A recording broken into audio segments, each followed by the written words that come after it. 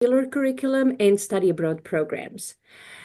She actively engages in offering guidance to faculty, staff, and students in developing research studies, curriculum enhancements, and assessment methods pertaining to integration and cultivation of intercultural competence.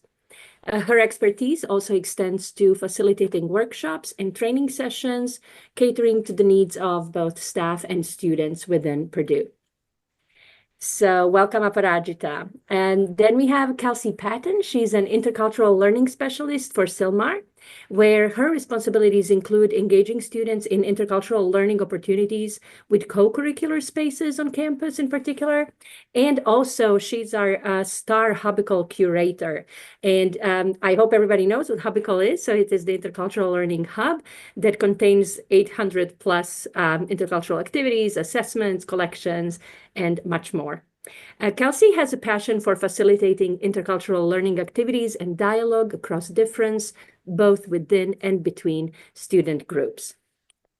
So that's Kelsey. And last but not least, we have Eric VandeVoorde, who serves as the Senior Director of Professional Master's Programs in the College of Engineering, where he and his team lead a portfolio of industry-focused residential graduate programs. He co-created the Social Impact Startup Academy course at Purdue with local and global partners. He is also co-creator of the PESLA, right? Purdue Engineering Staff Leadership Academy, which is a 2-year professional development program in the College of Engineering. He's currently elected to the Executive Committee of the Master of Engineering Management Programs Consortium. And I think congratulations are in order because this month marks his 10th year anniversary with Purdue. Yeah. Okay, congratulations. Excellent. So I will stop sharing my screen and I'll have the presenters share the screen. Okay, so thanks for being with us today. Our presentation is Building Bridges with STEM Students Through Experiential Activities. And Aparajita and I had the great opportunity to work with Eric, where we were able to create 5 intercultural learning workshops for students in his program and integrate the intercultural learning into the classroom. So we're just going to begin. I'm going to hand it over to Eric to explain the program a little bit, and then we'll walk through the activities and workshops that we designed, the research and analysis, and then do an activity together today and finish with questions. Thanks very much, Kelsey. And it's a pleasure to be with everybody at PICLCoP during our first meeting of the semester. Very much here as a learner with curiosity and also excited to share this course experience and the new relationship that we've been able to develop with CILMAR that's been tremendously beneficial for learning of our students. I'd like to give you a bit of an overview, first of all, just about our program, because I think that's important for context when it comes to the experience of this course. So our flagship professional master's program on the residential side through my professional education team is called the Master of Engineering Management program. And this is a non-thesis, kind of non-traditional style of program by design, intended to help students build a skill set that's a blend of technical and business for kind of emerging needs in industry. So our students that join are looking to build careers typically in the private sector. They're looking to join Fortune 500, Fortune 50, Fortune 5 companies after graduation and, be in roles, for example, in operations management, technical program management, product management, consulting, supply chain management, and a long list. But essentially, keeping a foot in the engineering field, but, having responsibilities outside of that individual contributor role. They'd like to have nice titles, work for reputable companies, make some good money, right? So, our students that are joining us, have that as, I would say, quite honestly, a primary motivator. And yet they also have a real interest in getting involved in this Social Impact Startup Academy class, which I think is just lovely. So, most of our students that join have prior full-time work experience, by and large, almost all engineers, but from a range of disciplines. I would say computer engineering, electrical, mechanical, industrial are are most highly represented. But, we have students from nuclear, from biomedical, from aeroastro, et cetera. And also a global representation. About 3/4 of our students join from a country other than the United States. And so it's a really unique blend, I would say, of students that are in our program community. So that's a little bit about the program itself and who the students are that are involved in the class. I'd like to share a little bit with you about the structure of this class, and then talk a little bit more about, why we've determined that it is so essential that we build intercultural learning into this course and hopefully more broadly into our other course offerings in the future as well. And then kind of turn things back to Kelsey and Aparajita to hear a little bit more about the relationship and the sessions that we've been able to offer. So what is this class? It is a 3-credit-hour, credit-bearing, traditionally graded course. Students take this class, of course, and can count it toward their degree requirements.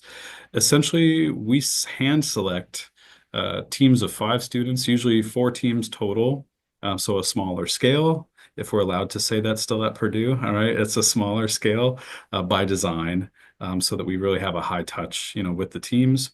And we pair our students with social entrepreneurs around the globe, as you can see here from this map, for virtual projects that address a range of pain points, if you will, that these startups, usually in the first few years of their existence, have faced. I just wanted to start with this kind of global image just to show the connection points.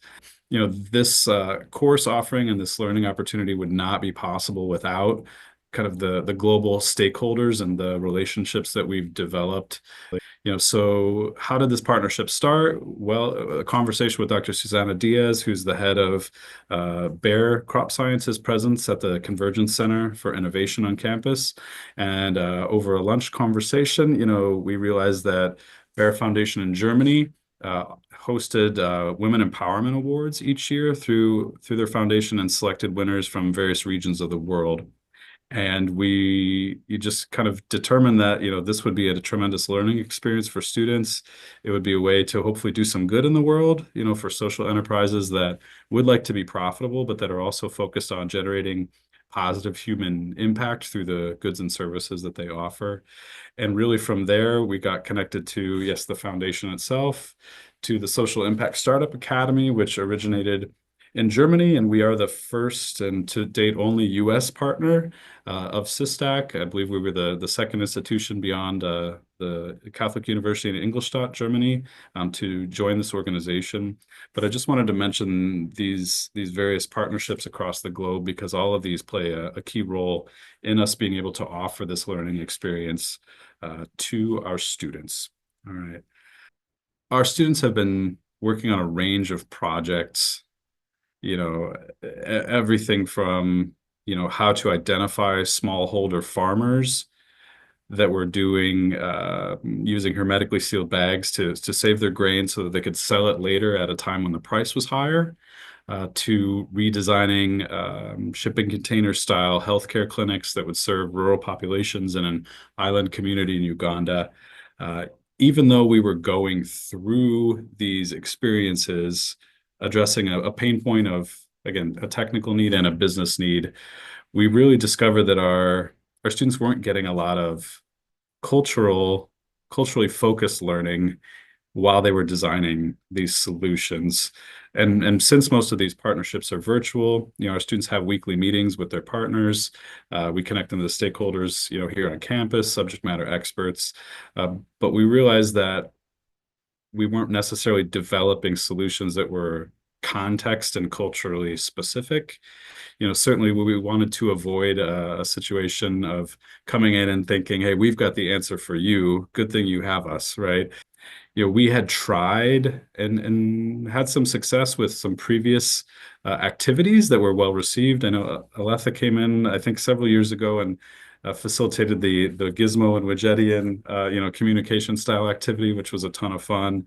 We would watch some TED Talks. One that comes to mind is with Ernesto Ceroli, kind of talking about, that same kind of perhaps patronizing or paternalistic approach to, working with individuals in developing countries and kind of thinking we know it all when we go in there.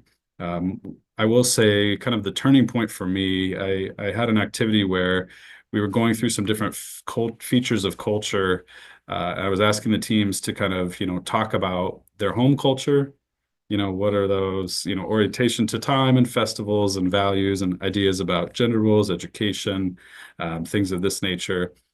And the students, of course, were able to answer that swiftly and accurately for their home culture. And then we kind of turned the tables and said, okay, answer these, and address these elements for the home culture of your partner, who might be in Brazil or Uganda, or St. Louis, Missouri, for that case, for that matter.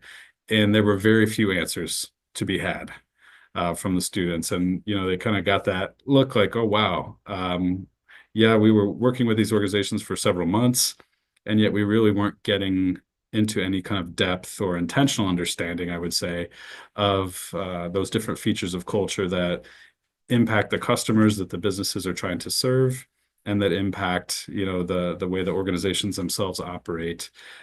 So that really, for me, was the point when I had to say, okay, I'm not an expert in this field, yet we're doing this work in other cultural contexts and regions of the world, and we need help, basically. Our students are eager for this information. It's not something that I can provide. I was fortunate to go through the QA training for the IDI a number of years ago. Thank you, Chris Atchison Claire, for that. But it had kind of fallen out a little bit just as far as my ability to stay current there. And I really needed help. I'm going to just say that quite honestly and directly, from individuals that were more well-versed in intercultural learning and competency. And luckily, we were able to get connected with Dr. Aparajita and with Kelsey. I have just a funny quick anecdote as well that I wanted to mention, which is that I did have one team I could take to East Africa, to Tanzania. We actually spent a week in Tanzania with this team over spring break in 2023. And, just a fun example of a situation where understanding communication and language is kind of important. We were driving by, we were visiting kind of a retail outlet that would sell flour and beans, to local customers, because that project was focused on adding nutrients to maize and to, flour. Because that's a staple for ugali. Anyway, we were driving by this bus of school children, and one of the school children kind of leaned out the window and did this gesture to one of our female students. And, for us, that's kind of like, hey, cool, like, what's up, hang 10 even or something. And our one of our female students kind of made the gesture back, and the entire bus of school children just cracked up laughing. So we're going, okay, what did we just communicate unintentionally here? And we came to find out later that this is sort of like, give me your phone number. So this like 10-year-old was saying, hey, I want your phone number to one of our 25-year-old students, and she said, hey, okay. So that was kind of a fun, humorous anecdote of the importance, at least to a certain level of understanding that culture. Here I've just got a few examples of class. I'll just of the projects themselves, and then Kelsey, maybe we'll just go to my last slide just to kind of talk a little bit about the outcomes. The structure, though, really briefly too, the students are working on those pain points throughout the semester. They're meeting weekly with their social enterprise partner. We go through a Catalyst kind of innovation-based toolkit with a different mentor and partner in Germany, and we connect with subject matter experts here at the university, and of course meet as a class each week as well. But essentially, for us, it was important that the culture kind of not be an assumed element of the design experience. And it was important to us that it not be something that we touched on once and then kind of moved on from, like, oh, we've got that now. We really wanted it to be salient and at the forefront of our students' mindset right from the very beginning of this experience, rather than something that's kind of infused or in the background. It was just really important to us. So I guess that's what leads us to this wonderful relationship that we've been able to develop with Aparajita and with Kelsey.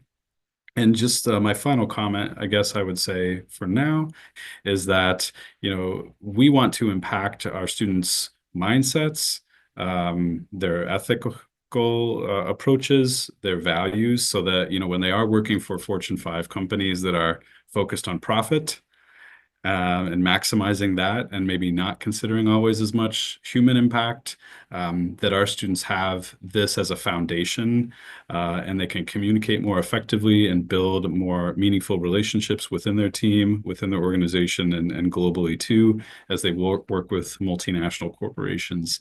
So that's why, this STEM learning for our students, the ICL approach is so essential. And again, I just can't say enough how thankful I am for the generosity of knowledge and time that CILMAR and the Aparajita and Kelsey have given to us up to this juncture. So Thank you so much, Eric, and it's mutual. We really appreciate your partnership as well. Yeah. Thank you so much, Eric. Yeah, it was wonderful working with the class. You're both awesome. Thank you.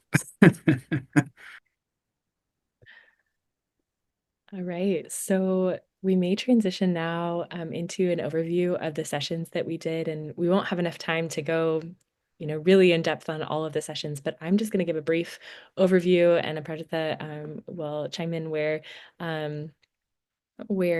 necessary, and then I'm going to bring the research aspect into it, and Aparajita will lead that, and then we'll of course have time for questions by the end.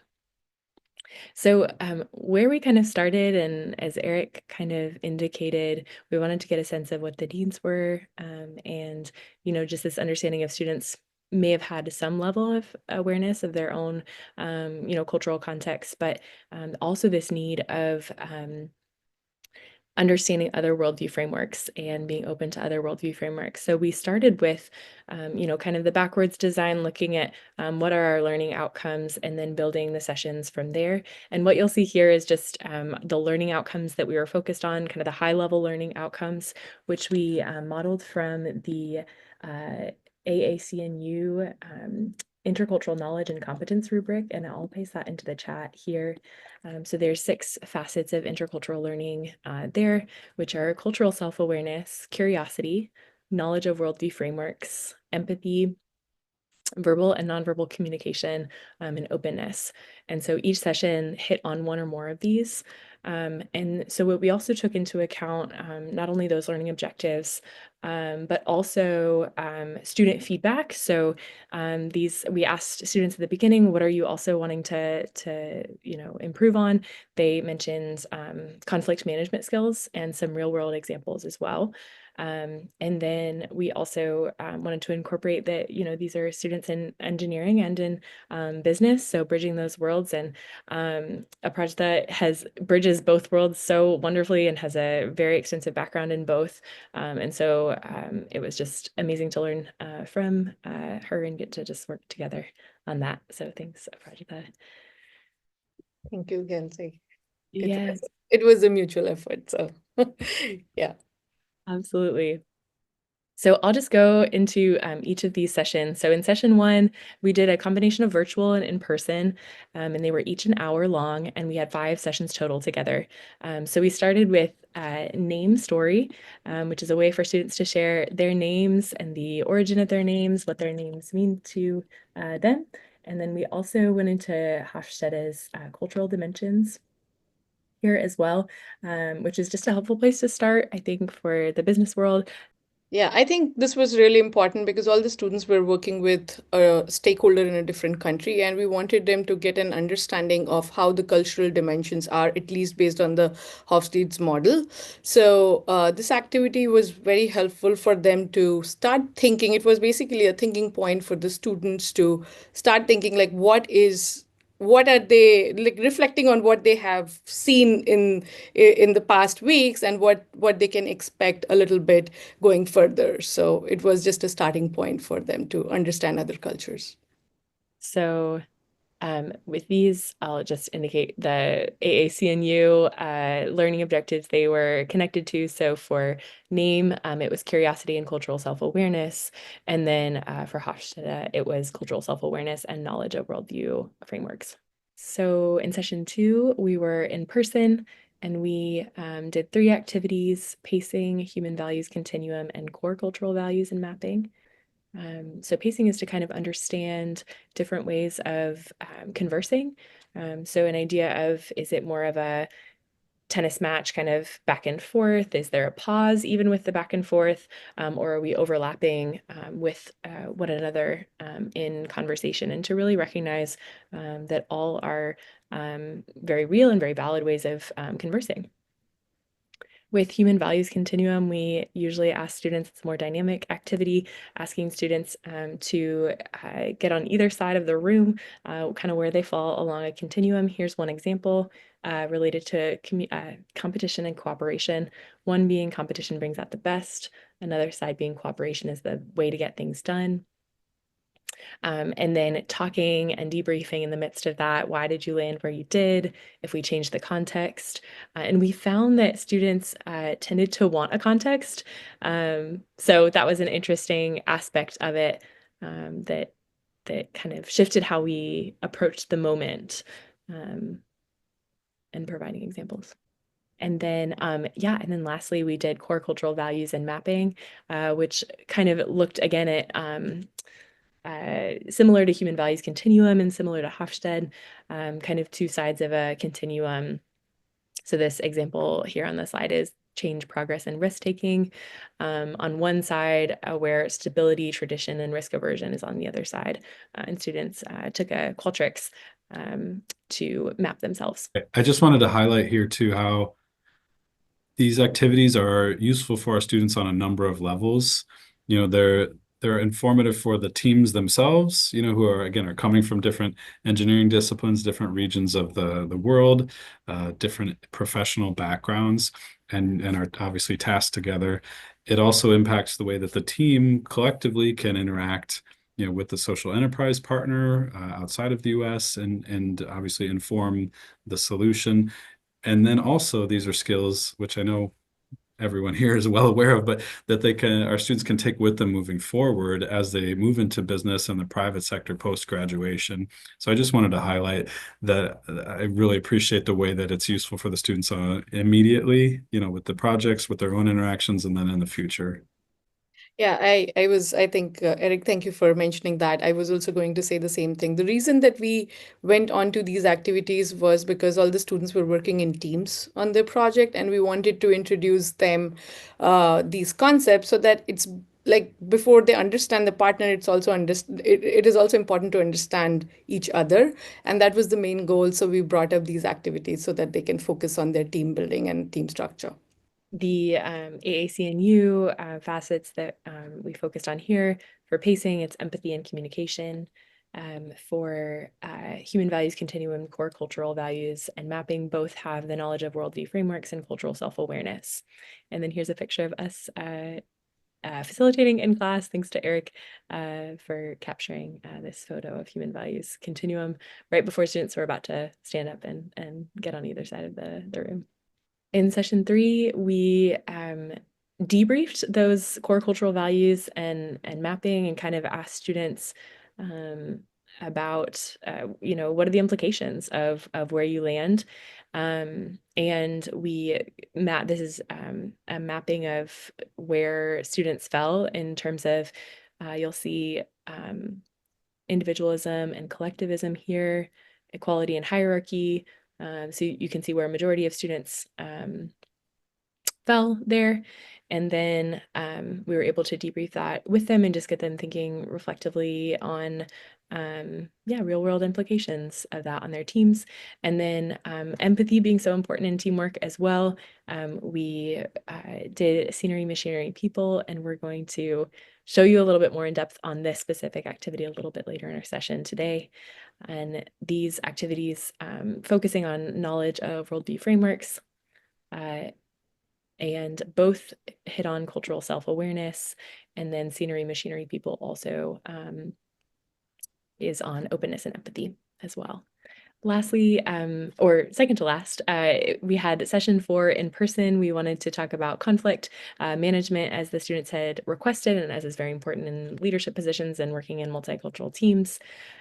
We did the activities hot buttons and intercultural conflict styles, and this brought up just some really fruitful conversation with students. This was a really fun one to facilitate together. Hot buttons is an activity where a list of behaviors are shared with them in a document, and then they place a check mark or an X on the behaviors that bother or annoy them.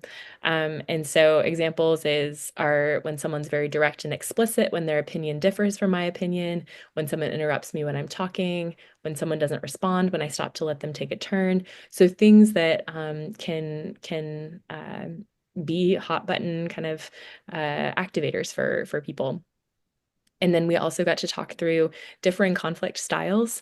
So along the continua of direct and indirect communication and emotionally restrained versus emotionally expressive. And both of these were related to cultural self-awareness with intercultural conflict styles, also addressing openness and worldview frameworks. And I would just add a quick comment here too to build on what Kelsey was sharing, that our students are functioning sort of as technical management consultants in this case. They're not contracted or something for a specific project, although we have one in mind. So there are occasions where students have to kind of disagree with their social enterprise partner and try to present an alternative solution or steer the project in a different direction. And so again, I just wanted to mention that connection directly here as why this particular lesson was both so fun and so useful. Yeah, and the intercultural conflict styles is interesting just from a meta communication standpoint, because then we get to talk to students about how sometimes the conflict can turn into a conflict about how you're having conflict. So the way in which you're engaging in conflict, which can cause more conflict. So it's helpful to just validate many different ways to enter into conflict there too, from a cultural standpoint. And here's us with intercultural conflict styles in class with students. And then lastly, we kind of went into identity and cultural and childhood sayings and proverbs. So this brought on also a really interesting discussion. Cultural childhood sayings and proverbs is an adaptation of an activity created by Aparajita. So this is getting students to think about common sayings within their cultural context and then the values that are attached to those sayings. So I don't know, Aparajita, if you want to share one of the examples or how you kind of... Yeah, definitely, Kelsey. Thank you. I think what we did is like we were trying to understand, because students already understood what exactly is an individualistic and a collectivist culture and how different cultures operate from the Hofstede dimension. So we basically wanted to understand that how the sayings in a country actually showcases that. So in this case, like you can see, there is a saying like time is a money, right? Time is money. Like that is very much applicable in the Western context. Whereas in India, we say aram se, like take your time, take it easy, you are in no rush, right? So which basically showcases two different perspectives on the same aspect, right, for the urgency of work. So we wanted students to, pause and think like, what did they listen when they were like when they were kids, and how valuable is it now? Because that was also a kind of a reflection we wanted to understand, because these mostly the students in that class were from different countries. So that was another big aspect of doing this, because people coming from different country and then working in a different scenario, basically there is lot of things that you need to mitigate, and there are a lot of differences that you need to bridge, right? So we wanted them to reflect on what they think was valuable in the past, or do they really hold to those values, and how they are adapting to it. So this was the goal of this particular activity. Yeah, thank you, Kelsey. Yeah, thank you, Aparajita. And I love that activity because I think it can also help just with understanding these are our mind maps for how we're entering into situations. And when I hear, my own phrases and then a phrase from someone else and a little story behind that too, it helps me to just have an openness and understanding of an approach that they may have that might differ from mine, to really appreciate and honor it, in knowing it's, culturally and traditionally contextualized and rooted, and there are important values associated with it too. Lastly, we also did a Who Am I activity to kind of see how students conceptualize of themselves, to maybe even how they've shifted over the course of the class. We've now provided maybe a few more identities that they had not considered for themselves before, as they're maybe gaining some additional self-awareness. So, and then they got to talk about that with a partner. And so cultural childhood sayings and proverbs is related to curiosity and cultural self-awareness. And then the personal identity is one related to cultural self-awareness there too.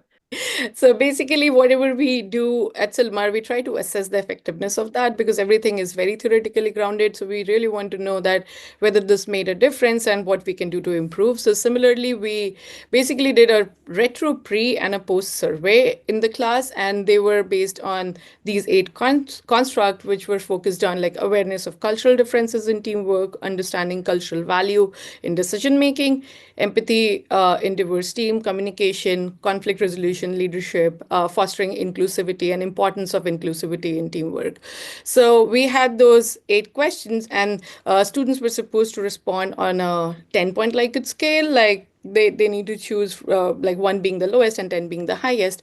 And you can see the pre and the post means, and the graph basically represents the mean and the like mean for the pre and the post assessment done. And you can see that students have demonstrated gains in all the 8 constructs that we had, but there was also a significant gain for awareness of cultural differences in teamwork, conflict resolution, leadership, fostering inclusivity, and importance of inclusivity in teamwork. So we see that those gains are significant. We also had some reflection questions, and I always do that because sometimes I feel that you cannot, like, survey questions are generally created or basically assumed by the researcher, but when you talk about reflections, they write something which we might not imagine while we are writing those survey questions. So being a mixed method researcher, I prefer to have some context, like some clarity on the qualitative part as well. So we had few reflection questions as well. So I can, in the next slide. So this was the survey question. These are just sample survey questions. In case if you want all the survey questions, we can share it with you. So I can just read the first one. For example, for the awareness of teamwork, we had this question, like, I was aware of how cultural differences impact teamwork in engineering management. And this was a retro pre-question. And the post-test question was, upon completion of the training sessions, I'm aware how cultural differences impact teamwork in engineering management. So this was a kind of a survey on a Likert scale, on a 10-point Likert scale. And if we go to the next slide, I can talk about the reflection question. So we had 3 reflection questions. So for the first reflection question, basically focused on what specific insight or the skills that students developed through these sessions and how they are going to apply in a real world context, because they all are graduate students who are going to work with they are already working with a company, then they will be working in industry in future. So we also wanted to understand, like, how they are going to use these skills in the real world context while they are going to manage a team.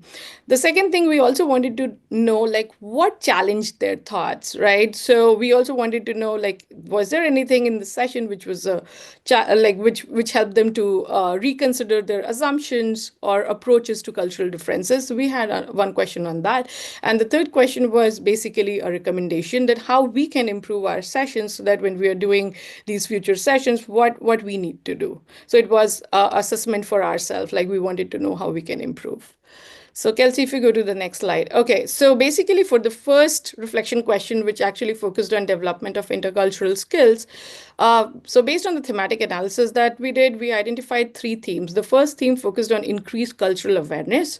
And for example, one of the student quote is here. The student said, I learned that people's culture can unconsciously influence their behavior in the workplace. It's not fair to generalize traits based on cultural background, which is true because this is something which we wanted students to understand that, okay, if somebody is coming from Asia or maybe the US, you cannot say that this person holds to these values because that might differ from a person to person. So that was another important thing that we wanted them to understand because they were already working with somebody from a different country. The second theme that emerged was improved perspective taking and openness, because we were focusing a lot on empathy. There was a lot of emphasis on helping students to understand perspective taking, empathy, and those kind of things. So I think this was really a good theme that emerged for this particular data. And one of the students mentioned that one significant insight was importance of active listening. By understanding different perspectives, I can connect with my team better. So it is like they were focusing on how they can make those connections and they also laid emphasis on the skills like active listening. And lastly, the third theme that we have for skill development was students develop the ability for conflict resolution in diverse team. And this particular student actually focused on the conflict style activity that we conducted. And this person said that the intercultural conflict style activity helped me understand how to adapt communication strategies for resolving disagreement. So this is something very good because this was I would say a takeaway, a direct takeaway from the activity that we have conducted for the students. Okay, so then we also asked them questions that what challenged their thoughts. The first theme that emerged in that context was reconsidering communication styles. And this was an important takeaway for us as well, because based on our learning outcomes, we already had these things in our mind, and like having these themes emerging from the data actually showcases that whatever we had in our mind was like we were able to do that with the session. So one of the students mentioned that I assumed that direct feedback was always most effective way to address issues, but I learned that some cultures prefer indirect approaches, which was really important because, for example, in my case, I can say that I come from a country where indirect communication is preferred over direct communication, especially if it is a work setting. So I think understanding that part is really important because the direct communication can be viewed as rude or maybe arrogance. So having an indirect tone of communication in the workplace is more acceptable. So I think having those kind of thoughts or looking through those aspects of communication was important for the students. The second theme that emerged in this context was rethinking collaboration and competition. So we did an activity on human values continuum that Kelsey mentioned, and we had that question that what do you prefer? Do you prefer cooperation or competition? So in this, like one of the students reflected that during the activity where we had to choose between being collaborative or competitive, I realized how people from different culture prioritize these values differently. So I think one of the things that we did during the activity is like we asked students to make note of where others are and what do they see while they are standing on one side of the continuum. So I think that was an important thing because we were asking them to reflect as and when they were engaged in the activity. Right. So that helped students to rethink about like collaboration and competition. And we had a very good discussion on this particular slide. I still remember that. And lastly, students were challenged based on their personal biases and cultural assumption. And again, like student code said that the human value continuum showed me that people from opposite end of the spectrum can work together effectively as long as there is a mutual understanding. So that was also an important takeaway, that it doesn't matter that if you prefer competition or collaboration, but you can always work together if there is a mutual agreement. So they were able to understand that, because even like the team that they were working in the class, they were standing on two different sides of continuum while we were doing that particular session. So I think helping students to reflect then and there, which is called reflection in action, I think that was a good thing that helped students to get a better understanding of their own thoughts. Okay, and then we asked for the recommendations. So I think there were three important recommendations that came or that emerged out of the data. The first one was more practical applications. So students, they wanted us to have real world examples tied to the activities, which can show the practical value of that. So Kelsey and I, we are working on the activities and we are trying to contextualize that in the context of STEM. So we are trying our best to adapt it right now, and we will be we will be showing you one of the activities that we recently adapted from the original version. So yeah, please feel free to provide feedback on that activity. Then they also asked for increased interaction. So thanks to Eric, this time we have all the sessions in person. Last time we did I think some in person. There were 3 virtual and 2 in person. So this time we are going to have all in person sessions. So there will be more interaction with the students, and that's a great opportunity. And finally, focusing on external understanding. So students wanted to focus less on introspection and more of understanding others to navigate the cultural differences. So we have come up with a solution for that. So Kelsey, if you can go to the next slide. So based on so these are basically the solution that I already spoke. So I think one of the things that we thought is like for an introspection part that we will help students to do scenario-based activities right after they have reflected on the self. That was our idea. But we are also open to suggestions like, what do you think? And please feel free to share your thoughts that how we can definitely, because introspection is really important if you are trying to understand, like for your cultural self-awareness, but how do we bridge that for students? So yeah, so maybe since it's a community of practice, I really want to understand what are your thoughts on that? How do we do this better? One of the other elements of this that works so well for our students, not only the chance to practice it in the moment, with that facilitation from Aparajita and Kelsey, and then also the immediate opportunity to apply that week's lesson, in practice with the social enterprise partner, so that it's not something that is practiced, but then kind of moves back into theoretical, or is something that's, latent, because there won't be a chance to really apply that, for months or something, or even after a class is over. It's really connected and relevant for the students to enhance their grades and the outcome of their projects and the experience of that collaboration. And all of that stems from the chance to practice it and increase their confidence and familiarity and self-awareness, and then take it into that work with their partner. So I just, again, wanted to build on what you had shared there, Parajita. Thank you. Thank you so much, Eric. I'm just thinking that many times students come in believing that they need knowledge rather than the practice of reflection. And so helping them have a framework for understanding why you focus on that might help them let go of that desire to have, know exactly what to do in a situation, and instead understand the value of something that will help them continue to learn and adapt and transfer to all kinds of unpredictable situations. Yeah, so we are working on that. And Kelsey, please feel free to share your thoughts. What do you think? And yeah, please. Yeah, I think I just echo all the thoughts shared. I think that we don't want to always take the feedback of, I don't want to, focus so much on self-reflection and go and completely, address that in a way that we don't have any reflection activities. So I like the idea of maybe even framing it as a project I was mentioning, and Alita kind of framing it as a great way to support that in helping students. And yeah, Alita, if you have any other ideas about how to help students understand rather than within that, is it framing in terms of how you just frame the activity before you, facilitate it, or if there's any other ways to help students? Hi, this is Elena. So actually, in that idea of doing a scenario-based activity, I was thinking of that when in some of the previous, I was thinking of that in slide 17, 18, and following. So I paid attention to the slide number to remember later how to take you back to that, because those are questions that are self Right. So the students are telling you directly, oh yes, I have increased my awareness of cultural differences in teamwork, right? Right. And whenever I have seen these things, they are so optimistic. Right. Dishearteningly optimistic.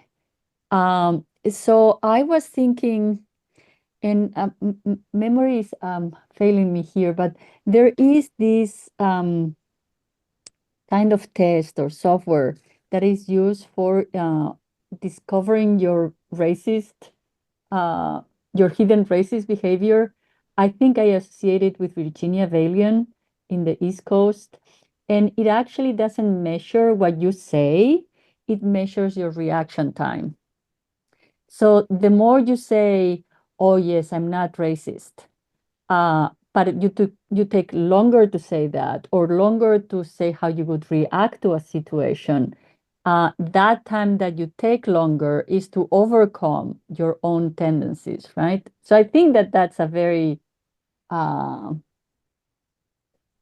it's a very interesting way of getting at the bottom of things.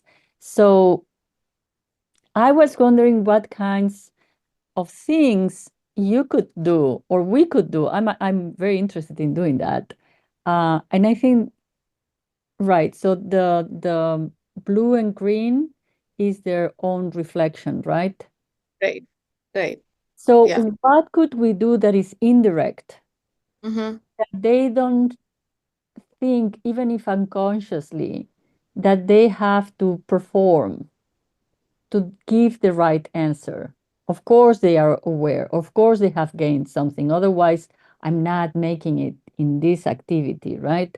But something that could indirectly tell us and tell them whether there has been any change or not. And so maybe the thing with the scenarios could be a good, not exactly, I don't know exactly how to do it, but it might be a good idea, a better idea to get to the end of it, Right. right? Yeah, yeah. I think that's a great point. Thank you so much, Elena. I think one of the things that I have seen with the surveys is like any self-reported survey, there Yeah. is a social desirability bias. This is something which we definitely account as a survey limitation. And that's why I said that I prefer reflection questions because it captures something which a survey cannot capture, right? Because you are basically writing your thoughts, your feeling, what you learned. So I think it's always good to have certain reflection question framed. I really like the scenario based approach that, okay, you give a scenario and then you ask students, what do you think about it? And they can write responses to that. That's definitely a good idea, but there are other approaches that people generally use. For example, if you're using a scenario based approach and you're using an eye tracker, you can also see the area of interest where student has focused, right? Or a participant has focused in this particular case. And you can also identify a lot from there. So there are other ways to conduct these assessments without even, without even using the survey questions, right? But Mhm. basically, when we generally do classroom study, I think doing that much in a course is not always a possibility. We can definitely do it as a separate research study, but if we are doing it in a context of a classroom or maybe a general training session, I definitely have some reflection questions because that helps me to understand better what exactly the participants, because and that too, it's very anonymous and there is no judgment. And I always said that in survey nobody wants to say that you're right, nobody wants to score them low, right? So in Right. that case, like having reflection questions is like you can actually gather the voice of participants through that, and that's why I prefer having both, and then uh, having then interpreting my results based on both the uh, like qualitative and quantitative data. Can you follow up on one thing? One of the some of the answers that you showed us said something like he or she realized that other cultures have an impact on how people are making decisions. Were they realizing that they also have a culture and that their culture also impacts the way they make decisions? Because there is this thing that we don't have a culture. We are normal. The other people, the others have cultures. Right. I think that's a good question, Elena. To be honest, I don't know the answer right now for this because this was a response from a student and it was completely anonymized. So I even don't know who responded to that. Right. So I think one of the good things, like again, like for a like when I think about these studies, these can go very in depth, and doing a one-on-one interview would be a good idea, right? Like to understand it better. But for like again, I said like we have to again think from a class. If we are thinking from a classroom standpoint, and we don't want students to get a fatigue, a research fatigue kind of a thing. So in that particular case, it is always good to have, yeah, I think having a reflection question would be a good idea. But I really agree with you that doing an in-depth interview can give us much more insights of what we have right now, right? So, and I think these are certain things like you like every study has some limitations, and these are some of the limitations that I acknowledge for this particular study, given the time frame and implementation and those kind of things. I understand that. I was just thinking of ways that I could use that in the future. Oh, sorry, go ahead. Yeah, so I just wanted to add that using a scenario-based activity, so you can use, so I have thought of this doing it in one of the classes that I teach is like doing the same scenario as pre-post, right? Don't change the scenario. Use the same scenario as pre and post with the same questions, and then you can measure the reflection aspect of the students in that in the Ah, first scenario that was done prior you taught the course, and one after you have taught the course. So you can see the difference in the same situation, how they assess it right now and what they have learned, right? So you can definitely do it scenario based, if that mhm. answers your question. Yeah, so Alita has a question. Alita, you mentioned that at the end of the course, were students asked to reflect about how they applied what they learned in your session in their interaction with the partners? I think this is a question we don't have answer to right now because we did the survey and after that we have not followed up with the students. But yeah, I think yeah, maybe we can follow up with Eric on that later on and find out what exactly students implemented in their interaction with the partners. So yeah, Yeah, sure. definitely. And perhaps that's something we could consider for this current semester as well, building that in. Yeah, great. Yeah, I think that's great. We had some questions on like reflect on a specific insight or skill you gained that you believe will impact your effectiveness. But that's a little bit more general, maybe not specifically about how you interacted with your partners these semesters. Right. So great idea. It's just exciting that you have an immediate context for application. And in some ways that might mitigate their desire to have exact answers, about how to, for specific scenarios, because given the chance to reflect on how they actually applied and go back and process that might mitigate that. Yeah. So in linguistics, one study that was made many years ago for second language learners, they got training and they got the pre and post, and the Mhm. post showed an increase, and so everybody was happy. And then the researcher, who was a very wise woman, uh, took the same students a semester later, and she was lucky that she could get them. I think they were in her class again, and she did the same post test again, and they had lost everything. That was for with a language. Yeah. Wonder how much remains long term or medium term. Yeah, yeah, I think this is a very good. So I always argue this when I do a post test right after a session. I think in this case, doing a study where you have a control group and an experiment group would be an ideal because that actually answers, that's the best way to design a study, that you have a control group and you have a experimental group, right? And you basically, experimental group gets all the treatment and control group does not, and they get to answer the same kind of questions. And then you say that, okay, what happened now? That is one aspect of it in order to see the effectiveness of an intervention, right? The second aspect for the long-term study, I think there are a few studies conducted in the case of IDIs, right? So I'm actually working on one of the study which actually assesses the long-term impact of IDI, where students took the IDI a few years, like a year later after they came back from a study abroad, right?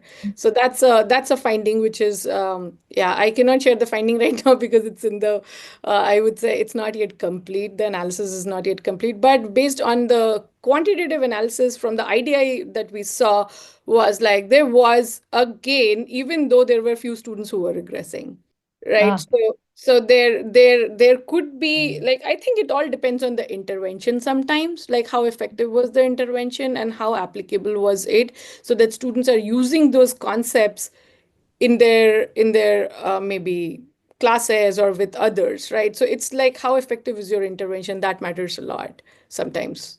We talked about the activity, scenery, machinery, people. And we have that as an original activity, but also wanted to see if we could adapt it to a STEM context. So one thing we find about this activity, and I'll walk you through it in a moment, is that it's very, it's based on anthropological studies. So it's very, social, and sometimes we found that, like, in the class, we didn't have a lot of time for students to get into, breakout rooms. We had a discussion, but it was kind of full group breakout. And so we didn't know if it was more reflective, if a reflective moment, and that's why students weren't answering as much, or if it was just not feeling very applicable for students. And so we wondered about adapting this to a STEM context. So let me just kind of walk through the activity. The way we typically do this activity is we start off mentioning that an anthropologist did some research with Midwestern farmers specifically. And what the anthropologist was looking to find out is, how do these farmers engage with the world, order their world, kind of conceptualize of the world living amongst these Midwestern farmers. And what the anthropologist came up with in their research, this Polish anthropologist, was that these Midwestern farmers were categorizing their world into 3 categories: scenery, machinery, and people. So scenery was everything off in the distance worth looking at: mountains, clouds, trees, fascinating things, confusing things, fun to explore, and great for conversation, but not a priority for the farmer. Machinery was everything that helped the farmers accomplish goals and get work done: tractors, horses, pitchforks, existing solely to accommodate the farmer. Machine maintenance is hard work, but worth it, because the farmer's life is better when the machines work well. When they don't, they get scrapped. And then lastly, that category of people. People are people: family, friends, neighbors, complex relationships that involve give and take. Emotions are invested, and benefits and challenges are mutual, although not necessarily balanced. People are also high maintenance, but less likely to be scrapped because they hold intrinsic value. So this was the conclusion that the anthropologist came to as far as categories for ordering the world that the Midwestern farmers had. Then there was kind of a flip on these categories, and the anthropologist found that not only were the Midwestern farmers categorizing their world into scenery, machinery, people, but they were also categorizing people into scenery, machinery, and people. And so what they found, and I won't read through all of these for the sake of time, but they found that they were categorizing Native Americans in terms of scenery, hired help, farmhands, and in terms of machinery, and then family, friends, neighbors, and other farmers in terms of people. And so this research that was done 100 years ago with this Polish anthropologist, we took this and kind of adapted it to make an activity for students, so that we went through these categories with students and then asked them to apply it to their worlds. So for whom are you? This is the question that we pose. For whom are you scenery, machinery, and people?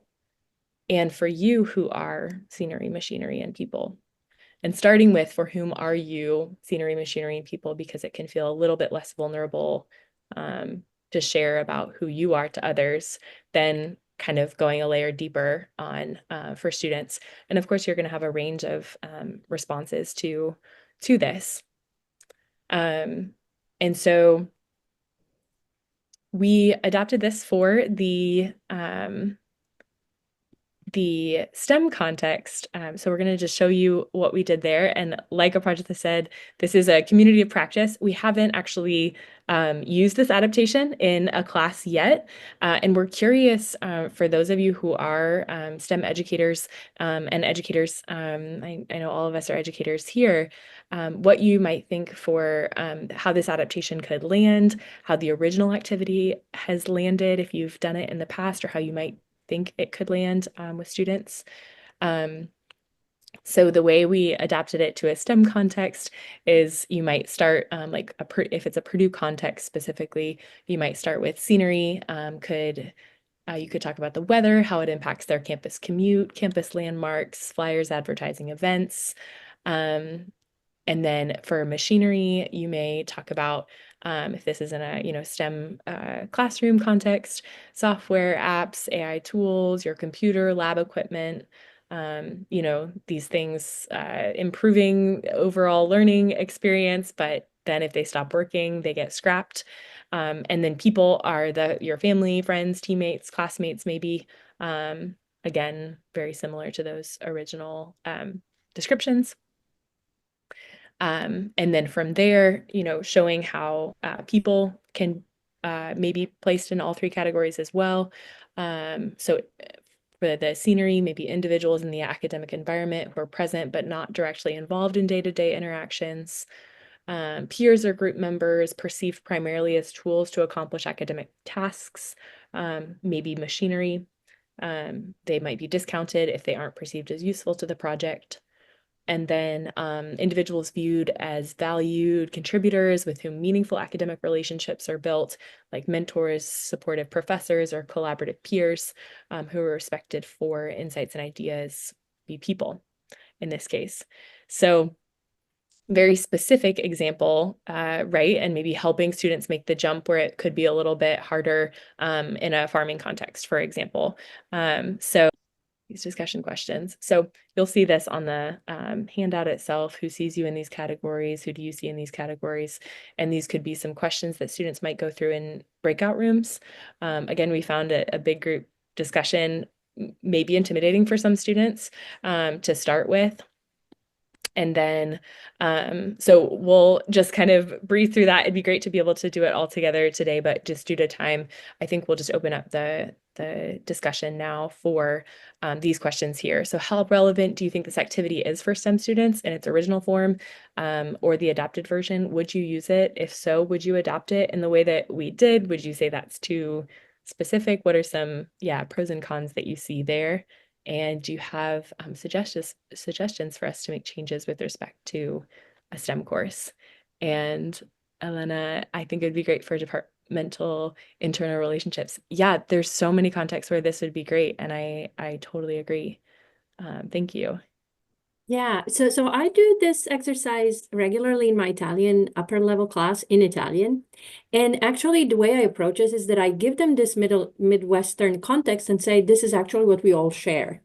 So this is our common ground. So that kind of makes it right. Maybe that's, of course, in distant past, right? But at least it's a little bit of a hook. And then actually what they come up with in there, when they think about the categories from their own perspective, they actually come up with what you offered just now. They think about, these are their answers. So when they think who thinks of you as a scenery, you oftentimes you get like university administrators, even government sometimes, things like that, right? Then so very, very similar to what you actually gave us as a context.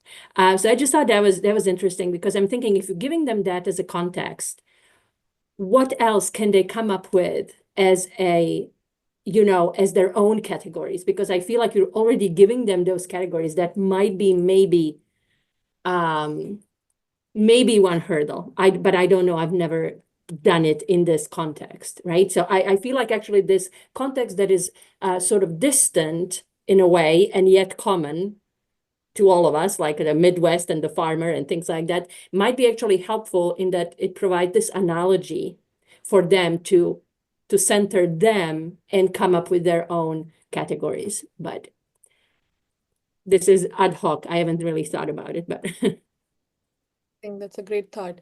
I think, Tatiana, one of the reasons that we started, like we thought of these categories because we were addressing a graduate crowd who was industry ready. Right. So, and I'll tell you, like we have done this activity with the undergrads that has a different response. And when we did it with the graduate crowd, they always wanted some context or a connection, right? So we thought that if we give them, and they, as Eric has already mentioned, that all these students they had work experiences. So we thought that since they have already worked in industry, maybe their categorization of scenery, machinery, and people would be a little different from a regular university context. Like that was my thought. Like when I was adapting, I was trying to adapt this activity. That came to my mind, and I thought that maybe, and another reason I'll tell you. So all these students are from different countries, so they might not understand the example of Midwestern and Native American, and that was another reason that we thought that okay, we need to adapt it because a lot of students did not sink in with the activity when we delivered that. Right. So that was another thought that came to my mind that if your class is quite like a multicultural class, you might have to adapt the activity just to showcase that they understand the context of this.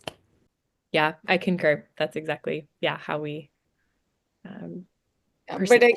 yeah, and I completely agree with Tatiana that these are some of the responses that we hear, and I hear it always when I do the SAIL debriefing of this particular activity.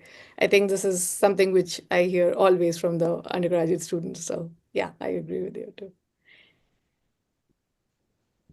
Yeah, and I mean, I like the idea of being so general that like allowing students to come to those conclusions themselves. Yeah, I think like, but I think you're definitely right that that context can and should be changed in response to the audience that you're actually having, right? And this can be like multicultural. It can be, as you said, graduate or undergraduate. It can be many, many different things. Yeah. One of the most striking examples that I was given of a scenery was by a graduate student who was a young father. And he said that he thought that his newborn baby, he was basically a scenery. And it is really interesting that, you know, how that changes, right, over time. But I think it also illustrates, which is a sort of a response to that one of the reflection questions or debrief questions that goes with this activity, right? That how can you change? How can you, you know, how can you become a sheet or how can you become people? And what can you do to make other people be people, right, to you? So, but it was just really striking because, yeah, I've never thought about that context. And yeah. yeah, I've never heard that example. I love that. I think the only other piece I would like to attempt to add would be, you know, for our students, so often what the focus of their work is on a thing, you know, is on, you know, building an engine, building, you know, some code, you know, building a phone, whatever the case might be. And so this activity, I think in particular, given that context, is particularly valuable.